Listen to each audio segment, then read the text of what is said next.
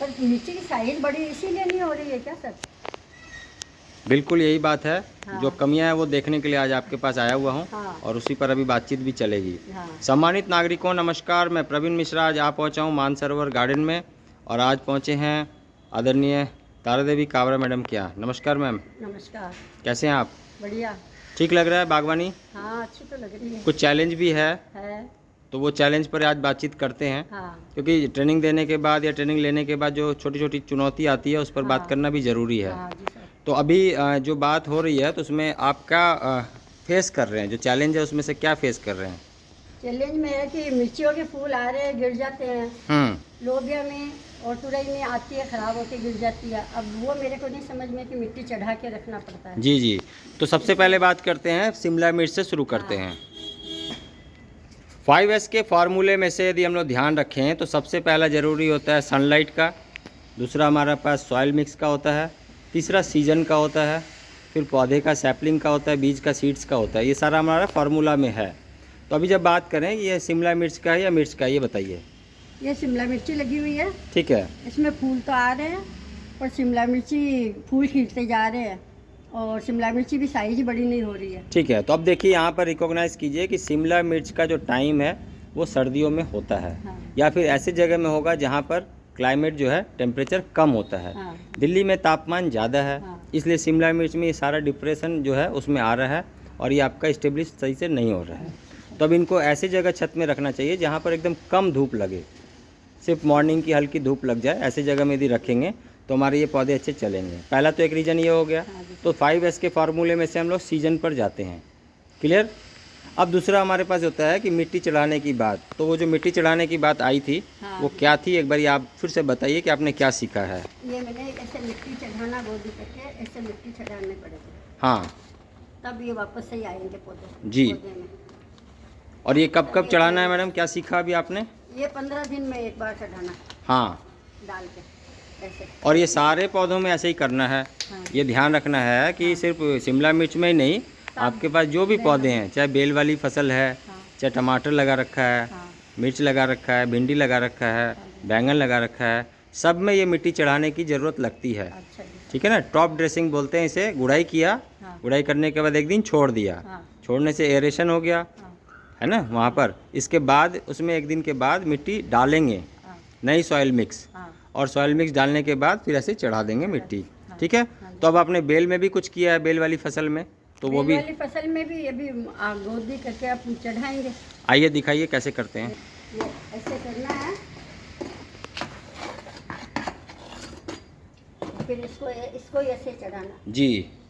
मिट्टी को ऐसे और ये करके। कितने दिन में चढ़ाना है फिर?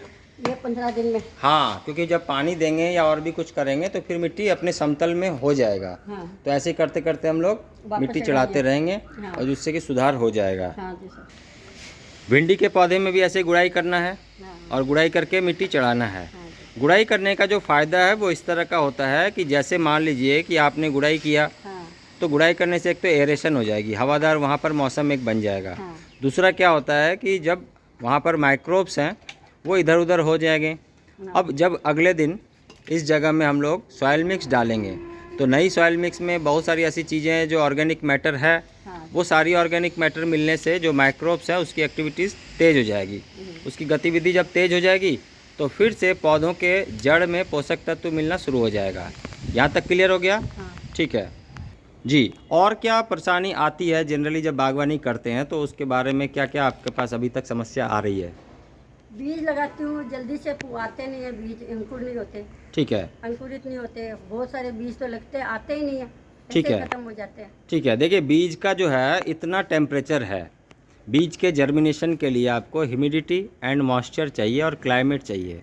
जैसे कि छत में हम बात करें कि काफ़ी गर्म है यहाँ, हाँ। फर्श में भी गर्मी है हाँ। और बीज लगाकर छोड़ दिया, हाँ। है ना। तो गर्मी के वजह से जो बीज को जमने का जो मॉइस्चर चाहिए, जैसे बारिश में समय होता है ना, जल्दी बीज आता है। नमी हो जाती है, थोड़ा गर्मी भी कसकसाहट वाली रहती है, पसीने वाली गर्मी रहती है ना। तो वो वाली यदि मौसम ना मिले बीज को तो बीज जर्मिनेट नहीं करेगा। साल में जब हम लोग बीज को देखते हैं, जर्मिनेट करने का सीज़न को देखते हैं, तो हमारे पास सबसे अच्छा सीज़न होता है रेनी सीजन। फिर उसके बाद होता है बसंत ऋतु का टाइम, है ना। फिर हमारे पास होता है शारदीय नवरात्रि में सितंबर अक्टूबर का टाइम। लेकिन इस समय भी ये कंडीशन है कि जिस मौसम का जो बीज है वही जर्मिनेट करेगा। जैसे कि यदि आपने बारिश के समय में सर्दियों का बीज लगाया तो जर्मिनेट नहीं करेगा। तो हमें मौसम का यहाँ भी ध्यान रखना ज़रूरी होता है। ठीक है, तो आपने क्या करना है, कोई एक ऐसा कॉर्नर बनाइए जहाँ पर कम धूप लग रही हो पूरे दिन भर में। उस जगह में सबसे नीचे में दरी हो, कोई पुरानी जूट की थैली हो या बोरी हो, उसे फाड़ कर ऐसे फैला दीजिए, या फिर नहीं हो तो टॉवेल पुराना जो आपके पास हो उनको लगा दीजिए, पुराना चादर भी लगा दीजिए डबल दोहरा के। उसके ऊपर में जर्मिनेशन करने के लिए जो सीडलिंग ट्रे है या बीज के पॉट हैं वो उनके ऊपर में रखिए। अच्छा। और वो जो बेस लाइन है उनको भिगो दीजिए बढ़िया से। अच्छा।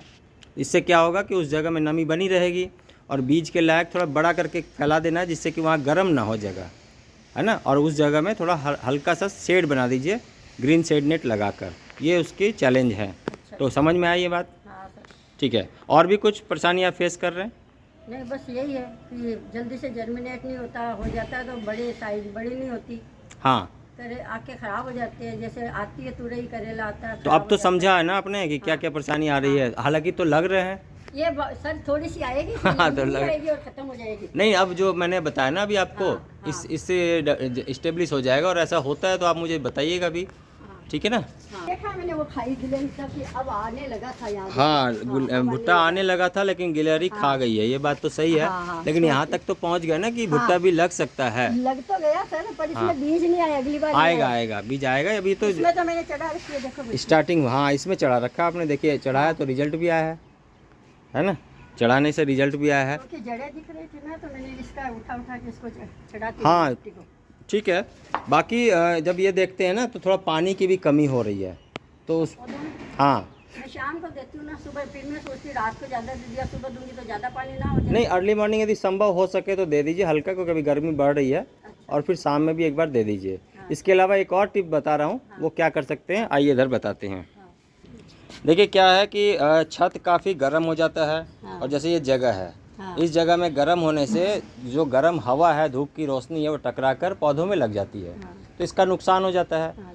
हमें क्या करना चाहिए, इस जगह में पूरा जो अनकवर्ड एरिया है उसमें से जहाँ तक संभव हो सके आपको इसे ऐसे मोटे चीज़ों से कवर कर देना चाहिए, खास करके गर्मी के समय में, और उसे भिगो देना चाहिए।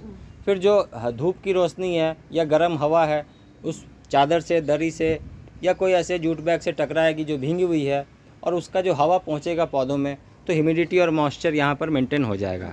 इस जगह में ह्यूमिडिफायर होना चाहिए, मतलब एक ऐसा जगह होना चाहिए जहाँ पर हवा टकराने के बाद थोड़ी नमी युक्त वातावरण बन जाए। और यदि ऐसा नहीं होगा तो ये सारा ये गर्म हवा पौधों को लग जाएगी। एक और टिप्स यहाँ पर है कि मान लीजिए ऐसा यदि नहीं कर सकते हैं तो आप यहाँ पर कपड़े सुखा सकते हैं। अच्छा। कपड़े सुखाने का यदि स्टैंड लगा दिया तो कपड़े में मॉइस्चर होता है, नमी होती है।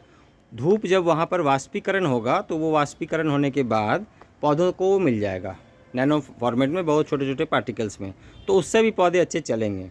इसलिए जहाँ पर भी आप गार्डनिंग कर रहे हैं, यदि ऐसा कोई परेशानी आ रही है, चैलेंज आ रहा है, तो आप वहाँ पर यदि कपड़े सुखाएंगे तो उसका फ़ायदा पौधों को भी डायरेक्ट इनडायरेक्ट में होगा। ठीक है, और कुछ पूछना है आपको? यही है। ठीक है, तो कैसा लगा ये सब जानकारी आपको? अच्छी लगी जान के मेरी जानकारी। ठीक है, और आपकी वजह से तो ये सब कुछ कर रहे हैं। नहीं, ये ईश्वर की इच्छा है। मैं तो बस एक माध्यम हूँ, आप लोगों के बीच पहुँचते हैं। हम भी तो आगे चल रहे हैं ना। हाँ, मेरा एक ही प्रयास होता है कि यदि आप चैलेंज फेस कर रहे हैं तो हम फ़ोन पर समझा दें। फ़ोन पर यदि नहीं उपलब्ध हो रहे हैं या आपको समझ में नहीं आ रहा है तो जब टाइम मिले तो एक कप के साथ और ऐसे ही ग्रीन टॉक कर लें। हाँ जी सर, बहुत अच्छा। ऐसे आया करो और संभाल लें। नहीं, बहुत बढ़िया। आप सभी का भी धन्यवाद मैडम, आपका भी धन्यवाद। और यदि आपको ये सब जानकारी अच्छी लग रही हो तो वीडियो को और लोगों तक पहुँचाइए और इन्जॉय कीजिए gardening. Thank you very much, take care, नमस्कार।